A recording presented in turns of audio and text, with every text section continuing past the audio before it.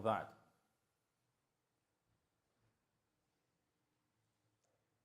Imam al-Ghazali, when he describes some of the most destructive sins that anyone can engage in, he lists a number of things. He calls them the muhlikat, the most destructive actions.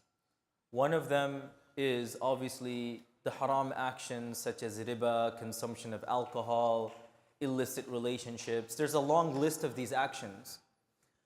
But what's interesting is that he talks about ghiba, backbiting. And in our minds, when we think about backbiting, what's the first thought that comes to our mind?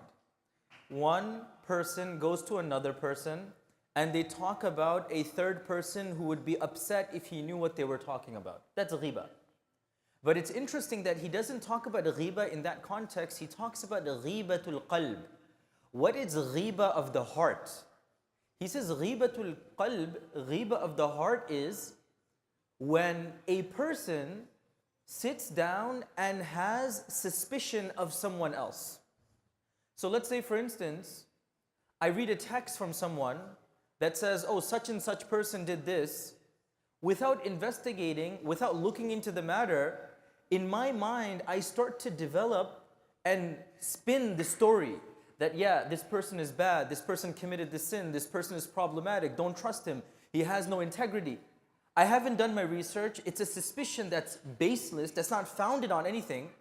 Imam al-Ghazali says, when I sit by myself and I think about other people and I start to have su'ul dhann, when I start to have wrong assumptions, suspicions, incorrect attitudes towards other people, he says this is a form of ghiba that's somehow worse than the normal ghiba, because for the other ghiba I need someone else to sit down and talk about. This ghiba, I sit down and in my mind I'm doing ghiba of somebody else just because I saw something, I read something, I saw a picture, I think I saw something, and I now start to develop these thoughts. Then those thoughts become emotions, those emotions become sentences, those sentences become action, and those actions become an entire rumor that now can be held against someone. And that's why Rasulullah sallallahu alaihi wasallam, he says, إِيَّاكُمْ وَالظَّنَّ فَإِنَّ الظَّنَّ أَكْذَبُ الْحَدِيثِ. He says, be very careful of even suspicion. One is to say something wrong. He says, don't even think wrong unless you have evidence. Why? فَإِنَّ الظَّنَّ أَكْذَبُ الْحَدِيثِ. False assumptions are actually the worst form of lies. Because it starts with a suspicion. The suspicion becomes a feeling and a thought. Then I have this perspective on someone, then I share it with someone else, and all of a sudden this person doesn't realize what's happening, but he's on the receiving end of a propaganda campaign.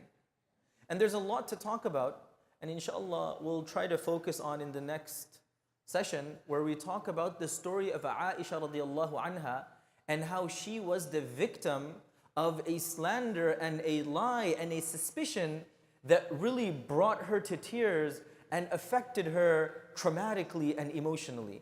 May Allah subhanahu wa ta'ala clean our hearts. May Allah subhanahu wa ta'ala allow us to have good assumptions of one another, and may He protect us from unfounded and baseless suspicion. Inshallah, we will be having our Monday halaqah upstairs for young professionals, college students, young adults. And today's theme will be, as we know, today is October 7th. It's been an entire year since the escalation in Gaza. May Allah subhanahu wa ta'ala make it easy for them and allow us to continue being a source of help for them. Inshallah, with Dr. Farhan Abdul Aziz will be upstairs and just reflecting on what we should do as an ummah, as a community, and what lessons we can take since it's been an entire year. Jazakumullah khairan. Assalamu alaikum wa rahmatullahi wa barakatuh.